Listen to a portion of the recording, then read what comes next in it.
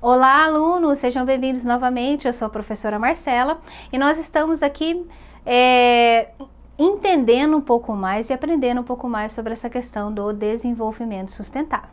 No vídeo passado, a prof explicou para vocês como surgiu, né, esse termo sustentável e onde que ele foi utilizado pela primeira vez. Bem, hoje nós vamos fazer o seguinte: como atingir o desenvolvimento sustentável, tá? Vamos lá. Bem, esse aqui eu coloquei para vocês, tá?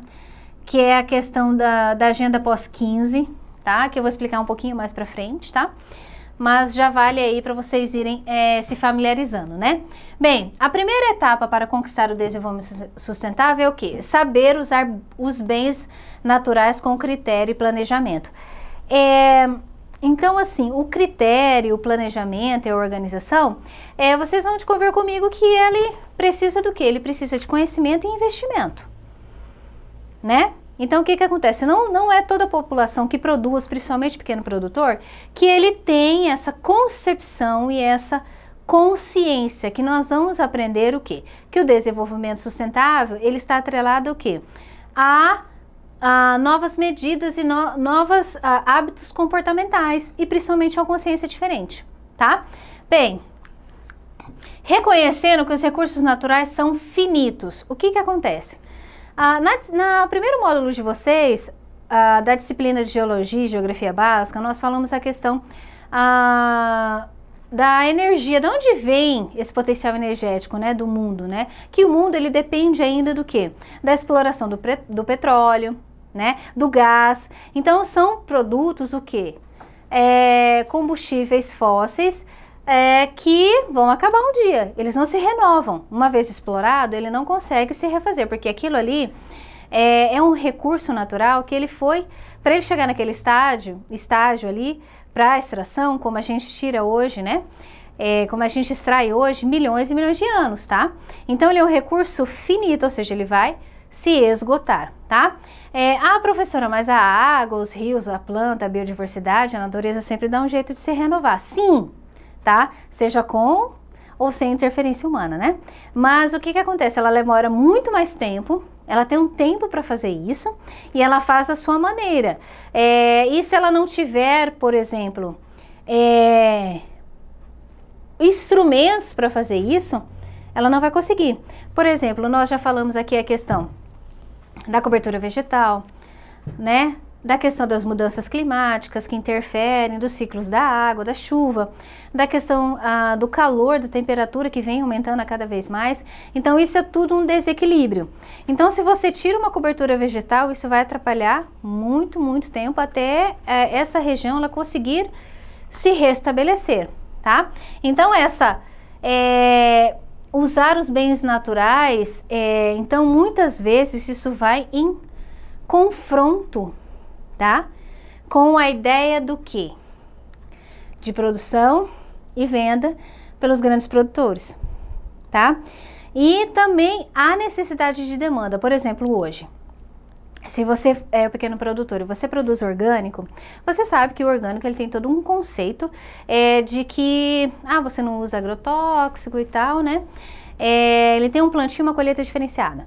Porém, se você for ter a esperança e a expectativa de alimentar a população mundial só à base de orgânico, as pessoas passarão fome porque não tem tempo hábil para que isso aconteça. Então vai assim confrontando a necessidade atual. Por quê? Nós precisamos comer agora. A população está aumentando agora. Nós precisamos tomar água agora. Entendeu? Então isso é muito conflitante, porque ele quer produzir mais, ele quer vender mais e ele quer, é claro, né, as nações precisam alimentar os seus povos. Então essa produção ela tem que ser rápida e ela tem que ser eficaz e rentável. Então esse é o ponto conflitante, o X da questão da nossa disciplina, ok? Bem, aqui tá, pessoal, tem os objetivos do pós-15, que foi um evento também que nós vamos falar novamente, tá? Então aqui nós temos os objetivos, tá? Aí mundiais com relação ao meio ambiente, mas para que sejam alcançados aí, trabalhados até 2030, tá? Bem, então vou ler só alguns para vocês. Mas quem tiver interesse pode procurar isso na internet, tá? Ó, erradicação da pobreza é o primeiro, né? Ou seja, aquela questão de quem tem mais dinheiro, o país muito rico, ajudar, né, o país que é muito pobre, ou aquele país que sofreu devastações, né, sofreu desastres naturais, guerras civis. Então, assim, esses países são chamados ao quê? A combater a pobreza, tá?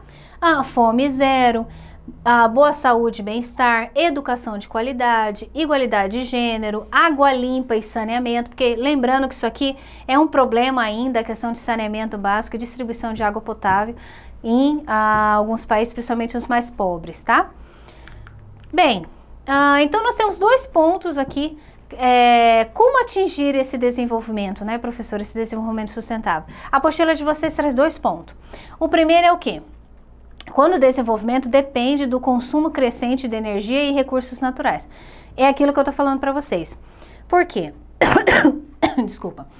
Se você explora esses recursos naturais na expectativa de que essa exploração ela vai aumentar gradativamente, isso é considerado o quê? Uma evolução. Porque, como a gente falou, isso aqui são bens finitos, esgotáveis. Então, se você está explorando no intuito de cada vez mais aumentar, e aumentaria o que está acontecendo hoje, né? Porque a demanda ela aumenta muito. Então, o que acontece? O aumento da população, ela é o que realmente, o quê? Ameaça os recursos naturais do planeta, tá? Por isso que em muitos países, ele instituiu o que? O controle de natalidade, tá? Porque o que acontece? Com o número maior de populacional, você demanda muito mais serviços públicos, não é mesmo? E o esgotamento logo, né? O esgotamento aí do espaço territorial, dos recursos naturais, tá? Bem, são incentivadas em detrimento ao esgotamento dos recursos naturais do país, é insustentável e está focado no insucesso, tá? É o insucesso que eu digo assim, porque você polui, você degrada e muitas vezes essas áreas degradadas, esse recurso extinto, ele realmente não tem mais recuperação, tá? E nós temos aqui a questão do desenvolvimento sustentável, que realmente dá certo, que é o caminho correto. Implica em mudanças nos padrões de consumo e na conscientização das pessoas. Então, eu quero que vocês gravem isso. Porque o desenvolvimento sustentável, esse conceito, ele só dá certo quando? Quando você muda o hábito, quando você conscientiza as pessoas e quando você consegue causar a mudança comportamental, tá? Então, esse é o X da questão, tá? Às vezes as pessoas falam, é fácil, não é fácil realmente você ser sustentável, você aderir a esse conceito, esse até mesmo estilo de vida consciente, tá? Com a redução de matéria-prima e produtos. E está relacionada à qualidade ao invés da quantidade. Ou seja, primeiro, essa ideia do atual modelo de governo atual modelo econômico que nós vivemos, que é o capitalismo, né? Que é motivado pelo quê? Pelo consumo, né? Através da globalização e tudo mais. Hoje não tem mais limite, hoje todo mundo vende tudo em qualquer lugar do mundo. Então, as barreiras não existem mais, tá? Isso que a globalização nos proporcionou, né? A quebra de barreiras, todo mundo se intensificou a comunicação e a troca de conhecimento, principalmente tecnológico. Então, o que acontece? Ele faz com que você consuma. Consuma, compre, até mesmo sem precisar. Porque hoje o consumo, ele também é um estilo de vida e ele tem algo a mais do que um simples ato de comprar, né? Hoje o marketing, ele é muito mais voltado não apenas para o processo de compra em si. Eu quero comprar isso, eu vou lá, pago e pego. Não. Ele tem todo um trabalho de sentimento, né? De sentimento e de relação na verdade, você não está comprando só um produto. você está comprando algo que vai fazer a diferença absurda na sua vida. Então, assim, não é só dinheiro por dinheiro. Então, hoje, o que está enraizado na gente com relação a, quando você fala práticas de consumo, não é só práticas de consumo, é práticas de estilo de vida, né? Se a pessoa está acostumada a comprar um sapato todo mês, ela continua comprando um sapato todo mês, ela acha que não tem necessidade. Eu vou reformar? Não, eu não gosto de levar em sapateiro, eu não gosto de reutilizar a embalagem, eu não separo o meu lixo. Então, tem inúmeras pessoas que ainda continuam vivendo assim. Então, essa condição é o que é mais difícil, tá? Eu aproveitei para colocar aqui para vocês a questão da demora de cada material para se degradar. Isso sozinho, tá, gente? Porque é claro que você tem materiais aí que são modificados, tá? Como os materiais biodegradáveis. Então, já é uma tecnologia inovadora que ele degrada mais rápido, tá? Então, o papel comum, 3 meses, o couro, 30 anos, a caixinha longa-vida, mais de 100 anos, o plástico, né, mais de 100 anos, o saco plástico, chiclete, 10 anos, a ponta de cigarro de 10 a 20 anos, a lata de alumínio, mais de 100 anos e o vidro, 4.000 anos. Então, o que acontece? O sustentável, o que ele faz? Ele tenta diminuir isso aqui, tá? Através da tecnologia dos biodegradáveis, como eu falei para vocês, e o que? Frear o consumo exagerado desses tipos de produtos que demoram demais e tem o descarte errado, não é mesmo? Você vê isso, garrafa PET, coisas de plástico jogada em qualquer lugar. Então, além do descarte errado, ele sozinho ele demora muito tempo para ser o quê? Degradado pela natureza, tá? Bem, e qual seria o caminho? Aqui estão os 3 R's do desenvolvimento sustentável, tá? Reduzir, reutilizar e reciclar. Qual seria o caminho? Uso de fontes limpas de produção de energia, que foi também, que eu falei para vocês também. Quais são as alternativas, né? Nós temos fontes de energias mais limpas, a hidrelétrica, tá? A termoelétrica, a eólica, a solar, a biomassa, a nuclear. Então, são todas alternativas de não depender do quê? Do petróleo nem do gás, tá? Bem, fiscalização. Então, isso é um grande desafio. Principalmente, por exemplo, vamos tomar como exemplo o Brasil, né?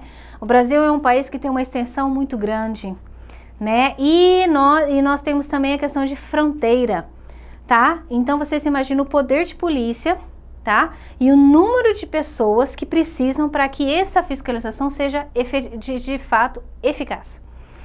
Então, é muito investimento, tá? Bem, voltando aqui. Bem, governo, a população, a conscientização da população, né? Redução na produção de lixo e direcionamento correto dos resíduos. Na verdade, sim, a produção de lixo, ela é um dos maiores problemas do mundo, que é o descarte. Existem países, principalmente os países mais pobres, que eles se tornaram aí ilhas de lixo, ilhas de plástico, né? Então, além do volume ser alto, o descarte errado, tá? Então, se precisa o quê? Ter investimento no direcionamento correto dos resíduos, tá? Ok, pessoal, essa foi aí como que isso pode ser feito, como isso pode ser enxergado. Acho que deu um pouquinho mais de clareza aí nos pensamentos de vocês, né? Bem, o próximo tema nós vamos falar é a questão da sustentabilidade ambiental, ok? Muito obrigada, até a próxima.